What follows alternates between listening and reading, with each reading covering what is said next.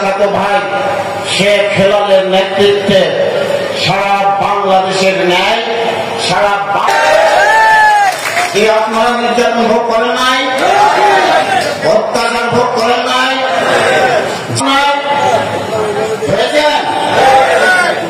আওয়ামী লীগের অত্যাচার সহ্য করে, নির্যাতন সহ্য করে মাঠের সামান্য কাদা রয়েছে, তাই আপনারা সেই কাদার মধ্যে দিয়ে একটু বসতে, চেয়ারে বসতে ভয়, একটু পর শেষ হয়ে যাবে। আপনারা সকলে সময় অত্যন্ত সংক্ষিপ্ত।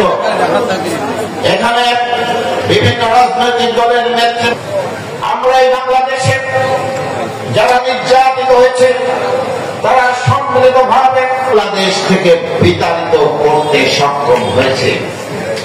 আমরা যখন ছাত্র জীবনে